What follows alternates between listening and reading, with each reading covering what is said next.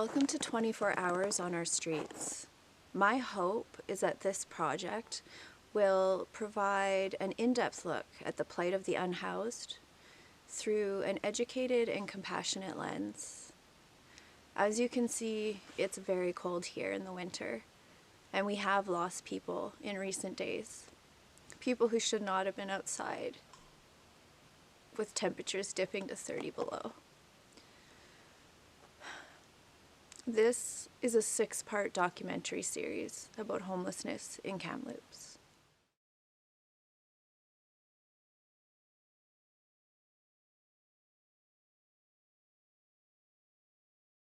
To express my gratitude to the Chouette Nation. I am so grateful to be able to live and work on these beautiful ancestral homelands of the Kamloops TELUS. In episode 1, Out of the Shelter, we will explore the shelter experience through the stories and voices of those who have lived it. Because of the stigmas present and shame carried by so many, I have protected the identities of many of the participants in this project. For the viewer who doesn't understand what it means to be homeless, what would you like them to know about what it's like to walk in your shoes? How you have to fight to survive basically every day. When I first hit the streets, I was so scared because I didn't know what to do or where to start. And thank God so many other homeless took me in. It's like a big family community, and they took me in and showed me the ways. And just to fight every day, to stay alive and stay safe. When we set out to put this documentary together, I really wanted to know exactly what it means to be homeless to those who have experienced it. I want to examine the different types of homelessness in Kamloops and look at who is affected the most. We will also examine homelessness over a 24-hour period of time. I will speak with a variety of people to share their stories and personal experiences. What do you want the viewer to know about walking in the shoes of someone who's experienced homelessness? Probably most of all, it's not to really place judgment, like we're not just homeless people, somebody's uncle, somebody's cousin, somebody's brother. Yeah. We're human beings, and we're not all just criminals. Some of us don't choose to be that way. It's just the way that things are right now. It's hard to afford being in a home, right? Mm-hmm. Yeah, it's true. Yeah. What does it feel like for someone who doesn't understand to not have a home to go to at the end of the day? Like, what does that, It's depressing. I've set out to connect with people who have lived a shelter experience. Recently, we sat down with Ayla, a TRU student who has been homeless in Kamloops. This is Ayla's story. Nice to meet you. Nice to meet you too. I guess we could just jump in. So, this documentary is about homelessness in Kamloops, which you've experienced. And you had said that you had stayed at the Emerald Shelter before. Yes. That you had been on the streets of Kamloops for 2 months during the summer as well. So maybe you could just sort of take us through your experiences as you're comfortable. Yes, of course. I can take you through my experiences of being on the streets here in Kamloops. Originally, I ended up on the streets because of my substance use issues. I burnt a lot of bridges with family and friends, and at that point I wasn't allowed in their homes, or that trust was broken, which I understand today, but at the time I was very resentful about it. But I originally started off going to the Emerald Shelter. I checked in there. It was like really overwhelming and nerve-wracking. I've never been in that situation before, so it was quite scary. But what the systems they had in place kind of made it feel better. When you show up, before you're even allowed into the shelter, they make you shower, they take all your belongings and run it through the dryer to get rid of any potential of bed bugs and stuff like that. I was given some pajamas to wear while all my clothing were getting done, and then they showed me to a room that I shared with 5 other women. So that whole aspect to, I think, what they have going there can be successful in that they have the rooms and areas separated for men and women, so you have a chance to feel a little bit more of secure and safety. You have your 3 meals a day. Each room has a shower and bathroom to share between the people in that room. For the most part, you're allowed to stay there throughout the day when it comes time to get up in the mornings. You can have breakfast, hang out, except I believe at the time on Wednesdays you had to leave between breakfast and lunch because they would do all the cleaning and stuff then. I didn't stay. I ended up going out and walking around town and stuff because I didn't know anybody there, and it just felt really overwhelming, like I said, and scary. So after eating breakfast, I would take off. I think I stayed there for 2 nights though, because even though it was shelter and roof over my head, I was so out of my element. I felt so uncomfortable. I just didn't want to be there. So I went out onto the streets. At the time, I was dating somebody, and he had had experience on the streets. So we just decided to stay, not go back to the shelter, and stay out, sleeping outside. And that's where my experience of being on the streets lived. It was a little scary at first, trying to find somewhere to stay. Before we had a shelter or stay in the dugouts at MacArthur Island, because there was a roof for like shelter from the rain or elements. There's also a tap nearby and a porta potty, so I was kind of like, oh, we have our necessities met here, but it's still not a great feeling sleeping outside. And then we met this person who actually gave us a tent, and after that we started moving around town trying to find places along the river to set up our tent and stay for the time being. At first we started staying in groups with other people, thinking that, you know, safety in numbers, but after a time that proved not to be the case, because whatever issues they had with other people they brought back to the camp. So we didn't feel safe after a couple of nights, and we ended up like venturing out on our own, finding our own spot and setting up camp there, and that's kind of where we stayed for the remainder of the summer. Mm-hmm. To someone that's never experienced that, what are some of the challenges that you're facing on a daily basis? The biggest one was like having access to fresh water and food. This was before COVID, so it was a little bit easier on me because they had free meal plans. So pretty much every day there was a free meal, like 1 meal a day you could get from somewhere in town. Sometimes I'd have to walk all the way through across Kamloops to get there, but at least it was still a meal a day. And then COVID hit and like everything got wiped out. I've yet to still see a free meal plan come out in organizations or places like that. So that I think was the biggest challenge. I know today they have like things like the mustard seed, but even then if you don't get there on time you don't eat, because they only have so much food, and the numbers of people on the streets is like we talked about is really rising, so not everyone's needs can be met, unfortunately. Mm-hmm. I think also for myself, as I mentioned, I was ashamed and embarrassed, so being out on the street, not really having anywhere to go, I did not want my family or friends to see me, so like trying to stay invisible and still like keep myself occupied throughout the day was quite difficult. But I almost feel like at the same time it wasn't hard, because I've grown up in Kamloops. I was born and raised here, and that entire time I was out there, I think I ran into somebody I knew like once or twice. My sister put out a missing persons report for me twice, even though I walked along Tranquille every day on a daily basis. So I don't know if that's just because I like was successful in hiding out from family and friends, or if, you know, once you're kind of under that label or in that place of being homeless, if you just kind of become invisible to the community, and people just didn't recognize me or like notice that I was around. So it might have been a little bit of both, or I might have just been like victimizing myself at the time, feeling sorry for myself. But it was kind of weird that I was able to go that whole summer without really running into anybody. But I think at the same time I was kind of happy, because I didn't want to be seen at that point in my life. How does that make you feel, like, you know, you're trying to almost hide from the people that you care about and the people that care about you? Like, how does that impact you? A lot. It was very heartbreaking, actually, because I knew they were worried, but at the same time, there's not much that they could do for me, because I wasn't ready to help myself at that point.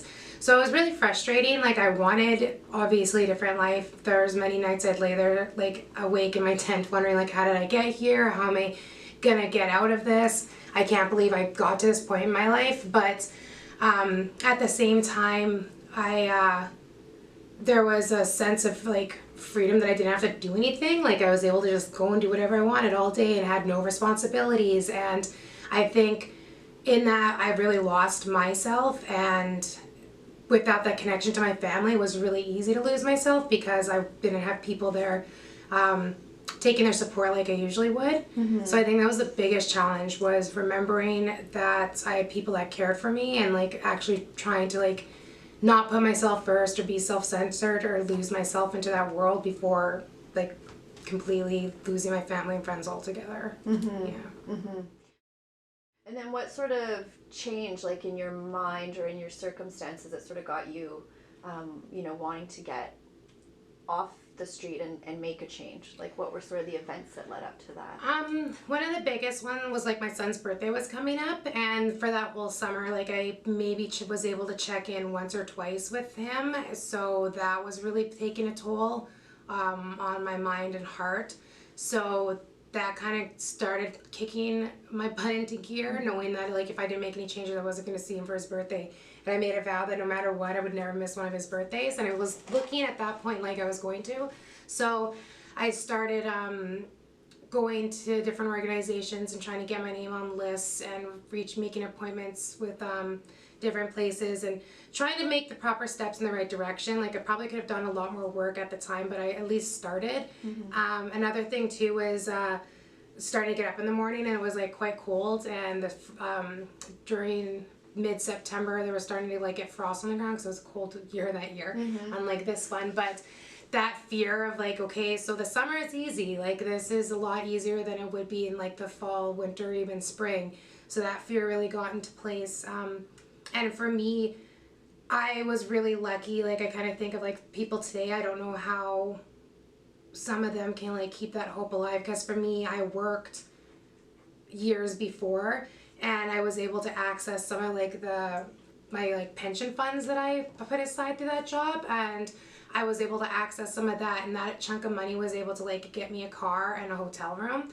So I had that little boost up from most people, because I look back and like if I didn't have that, I don't know where I would be today, because I had access to those funds. I know a lot of people don't, so I don't know where they can really start, because that was like a fluke for me. But yeah, that's where it all kind of started, was understanding I had access to that at that time, and then my son and his birthday.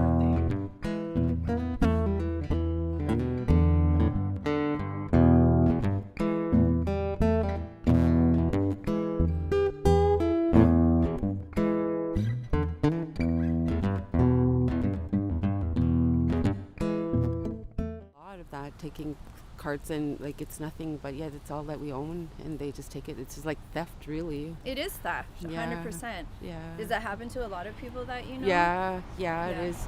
It's a big thing, and it's just like they judge by whose cart is bigger or whatever, and so they think they're relieving them of that cart, but yet they make them more depressed, and because they've lost everything again. And it's a reoccurrence. That's what you've got, right? Yeah. Okay, I don't want to do this if it's going to hurt you. Okay. What does it feel like at the end of the day when you don't have a home to go to? What does that mean to somebody? It's heartbreaking. I mean, especially when you had a home before and you lost it all. Yeah, I miss going home and sleeping in my own bed, cleaning my house and cooking supper.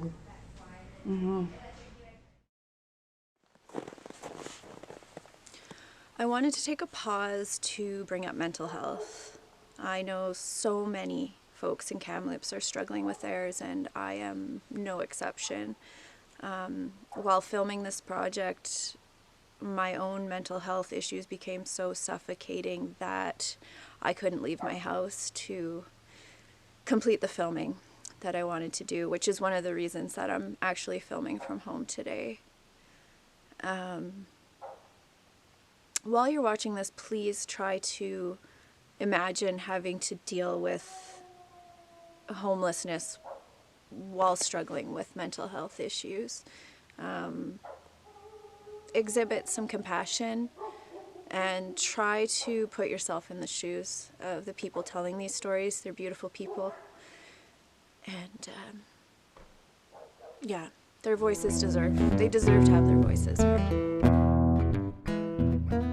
After speaking with Ayla and others, I really wanted to understand the Kamloops shelter experience fully. So I reached out to Renee Stein, director of Out of the Cold.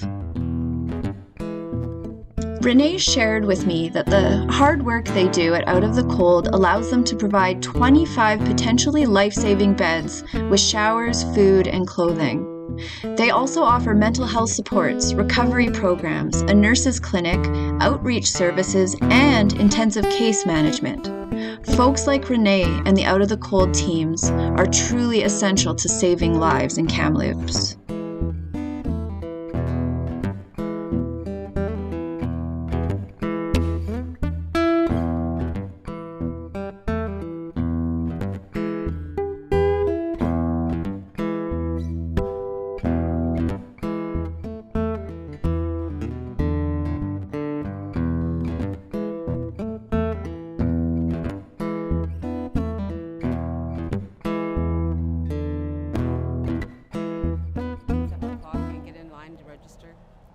What is that like, trying to get into the shelter? Is it a sure thing, or?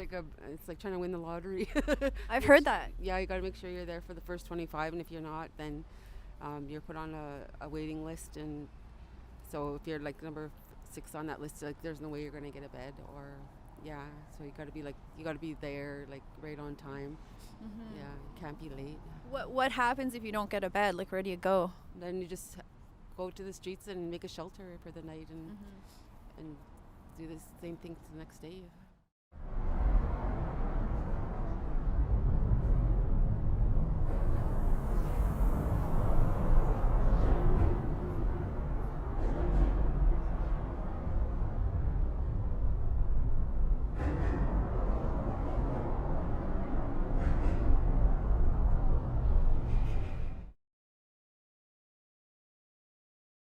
There has been a 76% increase in female homelessness since 2021.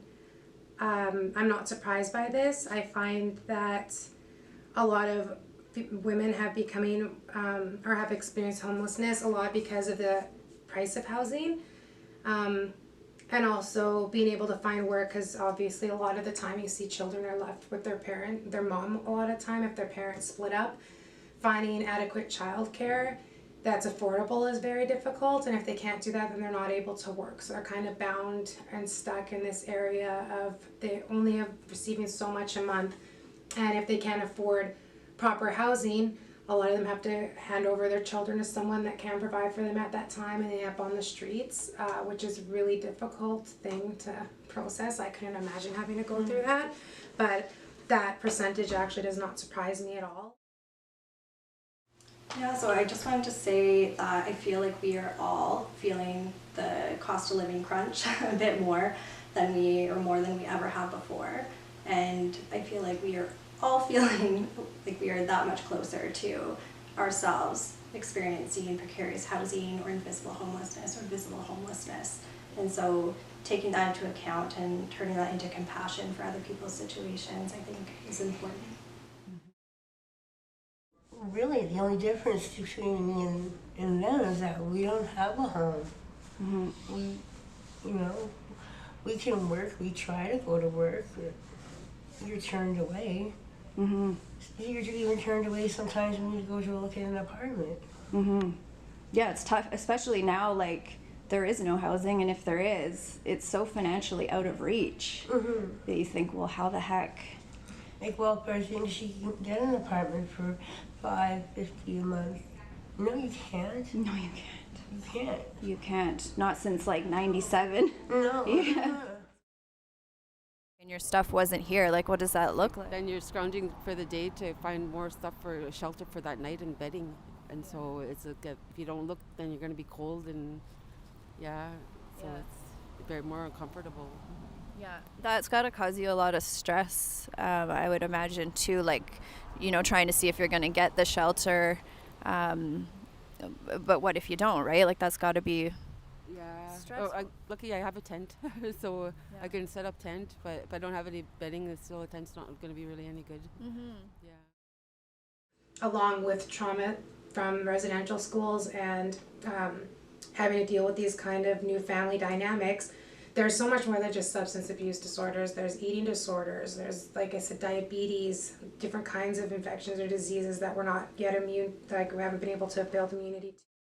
It's something that it's really struggle. Or just having that mental health and awareness of yourself to feel like you deserve it is something that's really it's not lacking, but you see it lacking in a lot of youth today, and it's heartbreaking to see that they don't believe in themselves enough because their parents weren't able to believe in themselves because their parents were. It's just, you can see where it happens. Like, for anyone to say intergenerational trauma doesn't exist, like, I don't know what what they're trying to argue, but what planet are you on? You can see it. You can look at families and see what's happening. You can see families that have gone through healing, and see the complete difference.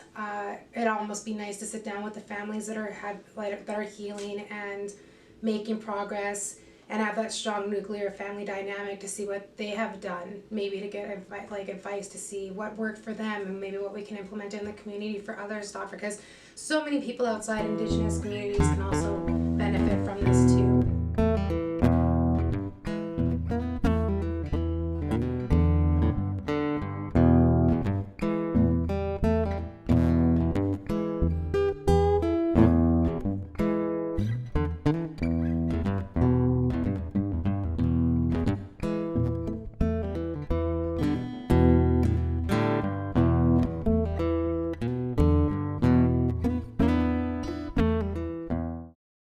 Through trauma and I've gone to residential school, it's my personal experiences, there's not a lot of like gray area. They're either really lost, dealing with substance abuse disorders or PTSD, or can't find housing or don't want to, they're just wandering through life hurt and scarred. Or there's people that have healed and they're like extremely like sober, clean, living a strong life. Their family's clean, very traditional. It's not very often I see the in-between where people are like, oh, we're just gonna have drinks with dinner, or we're just gonna do this. It's like really here or here, because it's taken so long to heal it. They're like, I'm not gonna get lost back in that world, or I don't know if they're scared to, or it's just whatever saved them. They're so passionate about it that they're ready to stay traditional and clean and live that kind of life, which I appreciate. I understand that, but I just wish everybody could find whatever that is that got them to bring it there.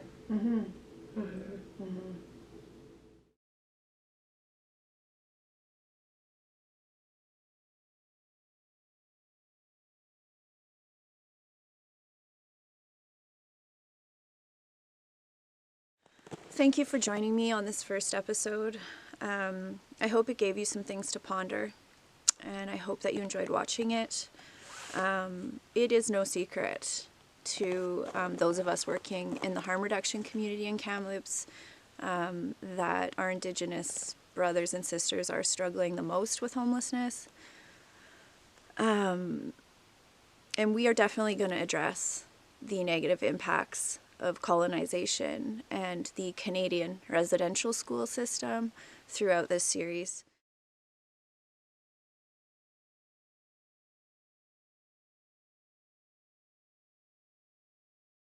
Like, just don't throw us on the streets just because we can hack it. A lot of us can't.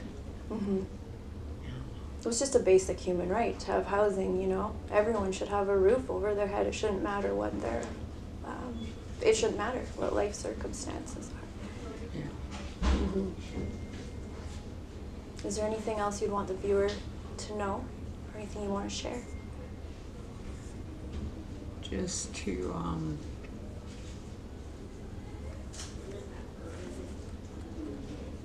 try and, like, you know, sleep outside for a week and see how it is. In episode 2, we will look at a day in the life of someone experiencing homelessness. We will also dig deeper into the topic of invisible homelessness, what is it? Most people probably haven't even heard of it. But it plagues Kamloops and all cities in our province in British Columbia and across Canada. I look forward to introducing you to our next guests and sharing their stories.